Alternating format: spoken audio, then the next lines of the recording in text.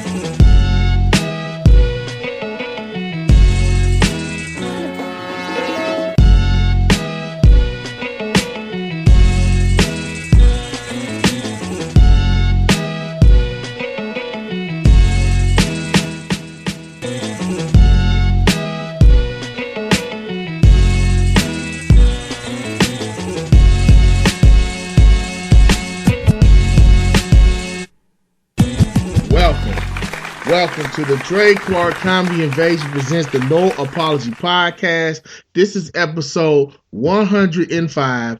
And episode 105 is going to be about, I'm going to title this, The Elephant in the Room. The Elephant in the Room, everybody know what the fuck I'm going to talk about. Some Peckerwoods that lost their damn mind. They mad. We basically had last Wednesday, it's a week from the day, we had white folks have the biggest temper tantrum in the history of temper tantrum. This was ridiculous. All because this dude didn't get his way. Things were set in motion, and it was chaos at the Capitol. People raided the Capitol. Donald Trump basically incited a riot, and people lost their goddamn mind. Well, that's what we're going to talk about. Ain't nothing else we need to talk about. This is what we're going to talk about. Okay, a lot of things. We also going to talk about the white girl who tried to snatch the phone from Kenyon Harris Jr. We're going to talk about that too. I'm going to start that off first, then we're going to talk about the riot. As always, the No Apology Podcast is brought to you by Blackfish Malt Liquor. Brewed in the motherland, made for the brother man, not for the other man. Blackfish Malt Liquor. Throw your fist up. The blackest malt liquor on earth. Also brought to you by Dre Clark Booty Workout. Are you lacking in the back end? Does your pumps have no bump? Are you trying to turn your flatty cakes into fatty cakes? Well, have no fear. The Dre Clark Booty Workout is here. And as the motto says, you put an ass on any last. Also brought to you by Bessie Mae Smith's Grandma School of Obedience. Grandma School of Obedience. If your child got an ADHD, we have a BELT for the ASS, Grandma School of Obedience. Gone with that mess, all that foolishness. Man, elephant in the room. It ain't gonna be no commercials. It's just gonna be a straight discussion about what the fuck happened. January 6th? Was that the 6th? No, it was January. January 6th, man. January 6th, 2021. Man, listen. Also, this is my first podcast of the new year, 2021. Happy New Year, everybody. I was going through some things with my blood sugar. Had to get it under control, man. So that's why I had to hit y'all. But y'all know I was going to come and have to talk about this. Happy New Year. Happy 2021, everybody. May we get out this pandemic, and may we go. So, first, let me talk about the white girl. The white girl tried to snatch the phone from the boy. Just because this whole episode is going to be about white entitlement, white privilege. So the white girl said her cell phone was lost, is stolen. And she accuses young black dude. They coming out the hotel, him and his dad. She know his dad was a Grammy Award winning jazz musician. So she said his son, 14-year-old son, stole her phone. Just picked him out randomly. Is like, he stole my phone.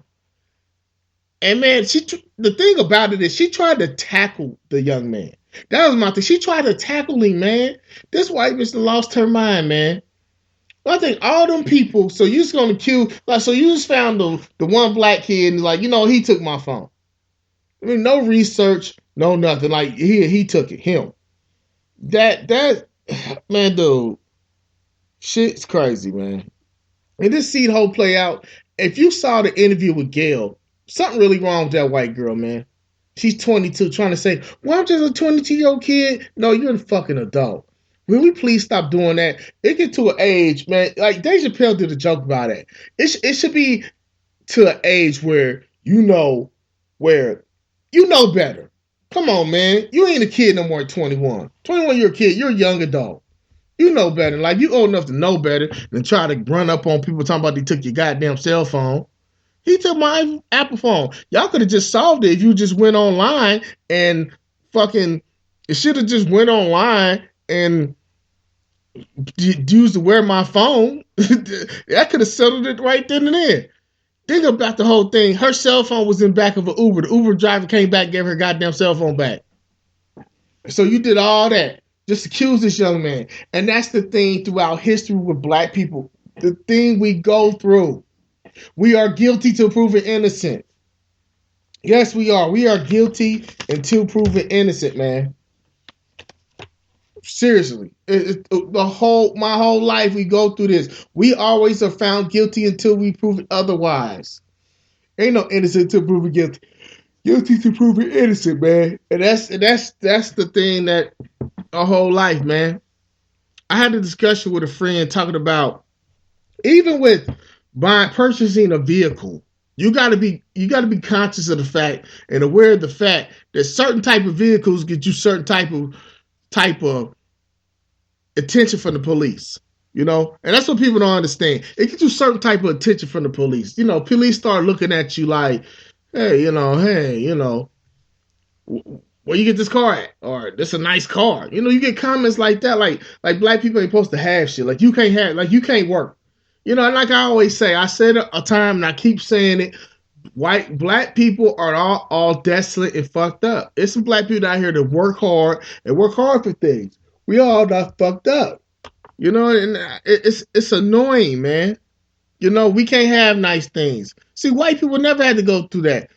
If I live in this neighborhood, my neighbors are going to harass the hell out of me. You know, if I buy this type of car, I'm going to get pulled over, you know, because I look suspicious. All that type shit, man. Like, y'all don't understand, as black people, the shit we have to go through. If you live in certain neighborhoods where it's predominantly white, man, it's certain things that, you know, your neighbors are going to ride you, and they're going to, every little thing you do, you're going to be under the microscope, man. White folks don't never have to go through that, and that's what they don't understand. They never have to go through this type of shit that we go through. We go through this shit all the time, man. Listen, white folks never have to go through this shit. Never. So, man, it's crazy, man, that this young brother went. I'm one thing I am happy for, that his dad was with him. I'm happy his dad was with him, because that could have end up real ugly, because you know she would have called the police and would have claimed this boy took a phone, that came in there, no questions asked, probably whooped his ass, shot him or whatever, and tased the fuck out of it. Whatever. But I'm glad his dad was with him. I'm glad he had an adult present, because that white girl could have had him on some okie doke shit, man. And you know how they do. You know how they do, dog. So it's nothing new. I mean, black men been getting accused of shit. You know, you got like the Scottsboro Boys, the Scottsboro 9, Emmett Till. Man, we've been getting accused of shit throughout history of this country. A white woman cries. What is it? A white woman cries and a black man dies, man. That's what it's been like. And I didn't appreciate that's why we're so sensitive to the fact, because history has shown us throughout the years that a white woman cries, a black man dies. A white woman, white woman lies, black man cries. Black man dies, man. And that's what it's been like. So that's why we're sensitive to this subject. You can't just go accusing shit because black men die from white accusations, okay? That's the one sort of privilege. That's one show of privilege. I talked about that. Now the rest of the show, I'm going to talk, the rest of this podcast, I'm talking about the shit that went on, the insurrection that went on in Washington, D.C., January 6, 2021, basically last Wednesday. White folks lost their goddamn mind. White folks lost their mind, man. Man, you see the sense of entitlement. You see what white privilege is. Do you understand? For anyone out there, if you want to know what white privilege is, you want to know the disparities in treatment between white Americans and black Americans, The protests from this summer when unarmed black people were getting killed by the police, so people were out protesting. People were out protesting because unarmed black men were getting killed by the police. Two, because this narcissist, privileged, entitled motherfucker lost the election, accused people of cheating him out of the election, just because he swear up and down, oh, they cheated the election. He has no base, no facts, just saying, hey, they cheated me. From the Black Lives Matter people getting hit with rubber bullets, tear gas, riot squad out, getting hit with shields, getting beat the hell up, to these white folks who felt entitled. And that's the problem, man. These white folks felt entitled. These white folks felt like they own. See, man, listen. Blue lives only matter because white folks, because the police were against black folks. Okay? That's the only reason it mattered to them. Because white folks feel like they own the police. White folks feel the police is their personal goon squad. Let's be honest, man. All through our life, white folks, I'm telling you, that's why white folks use the police against black people like a weapon. There's weaponized calling the police. That's a weapon for white folks. So they feel like the laws apply to us. As a black man, they feel like the laws apply to us. Okay, let's get it straight. Let's be frank about it. Let's be honest about this. They act like the laws apply to us. They don't have to follow the rules, okay? They feel like they own the police, just like they feel like they own the Capitol, and that's why they stormed that motherfucker, because they feel like they own this country. Like, it's white folks. It's their country. It's nobody else's. They have to say, and the laws gotta be skewed towards their favor, to their favor. And you saw that on display January 6, 2021. You saw that on display.